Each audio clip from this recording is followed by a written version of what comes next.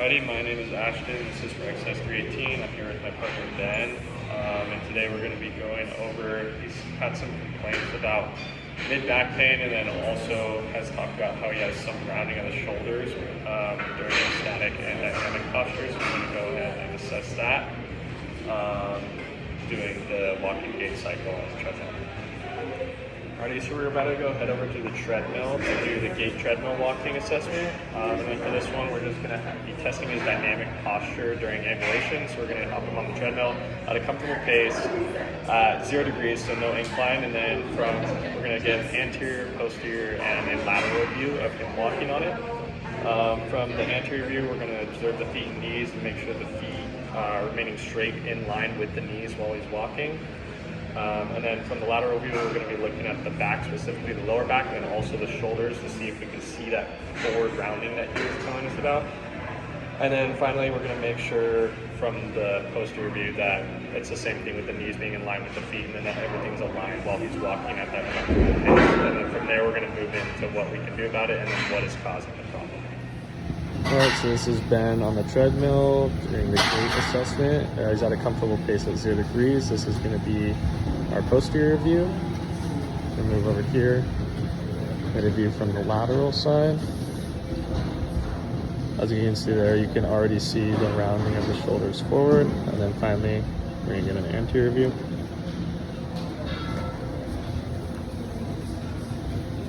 Making sure that the knees are in line with the feet and that he has good posture. Alright, so in the video on the treadmill with Ben, we did see the rounding of the shoulders that he was talking about. And next we're going to move into what we can do to inhibit that or to help it improve. But from seeing that, we know that the overactive muscles are going to be his lats, and then the underactive are going to be his rotator cuffs, which he actually did have a rotator cuff injury in high school, so that would make sense. Alright, due to the issues we saw, having the rounded shoulders and then having an overactive lats that are causing that, we're going to go and use a foam roller for our inhibitory technique.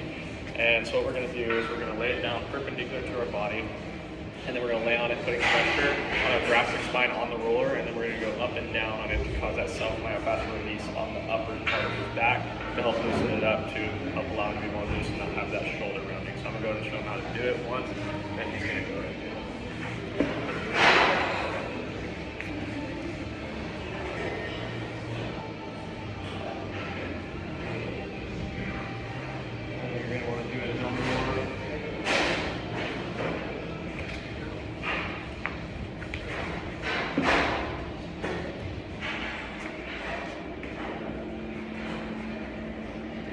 It's okay to feel pain. You're just letting that self-myofascial release happen, and then that's going to help you with your static and dynamic posture, more specifically the dynamic, because that's what you're observing. Perfect. Alright, so the next part, we're going to be going over a lengthening technique for him. And then, again, just like the last one, due to the overactive muscle being his lats, we're going to go ahead and come up with a stretch for that to lengthen. We're just using what we have here, but basically what we're going to do, going to get down on one of both knees. We're going to start with our hand on the ball, and then we're going to roll all the way up. So we feel that pressure down here on the lat, and we're going to hold that for 20 to 30 seconds, and then after the time is up, we're going to release and then do it on the other side. Because the rounding of the shoulders was on both sides, we're going to do both sides.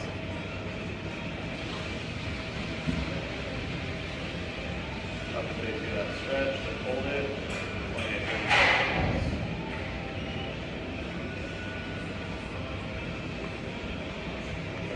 Again, going to help with the lengthening of the lat muscle, which is an overactive muscle during the rounding of the shoulders time. You can switch to the other side, which is an overactive muscle during the walking gait cycles, which was the issue with his dynamic posture, and then lengthening this is going to help improve that.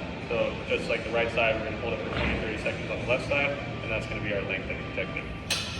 Alright, so for strengthening the muscles, since we want to go ahead and focus on the lats, just like we've been doing on all the other exercises. In order to improve those strength, we're just going to be lat pull down. So we're going to have our hand at the curvature of the bar here, set it to whatever weight the client is comfortable with. Set that height of this so that it's properly length of the knee. Pull down, pull the cable down. Alright, so for our strengthening technique, since the overactive muscle during the rounding of the shoulders is the lats. We're going to go ahead and just focus on lat pull down in order to isolate that muscle. That's a lateral view of it. As you can see, he has the correct grip and he's pulling down, focusing on hitting the latissimus dorsi on the way down. And then that'll complete it. All right, finally, last thing, we're going to be doing our integrated dynamic movement. So we're going to be focusing on the back again. So we're going to be doing barbell bent over rows. For this one, we're going to make sure our feet are shoulder width apart. We're going to make sure we have a neutral spine even when we hinge at the hips slightly and hinge at the knees. And then we're going to stabilize the spine by keeping our core tight.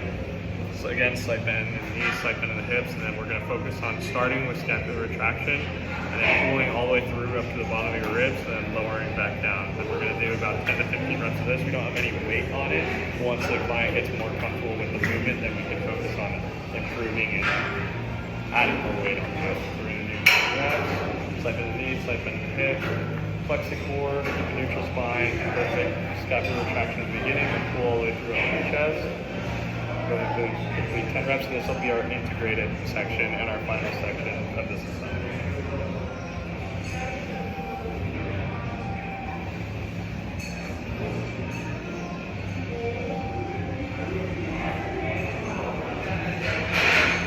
Alright, that's 10, and that'll complete this assignment. Thank you.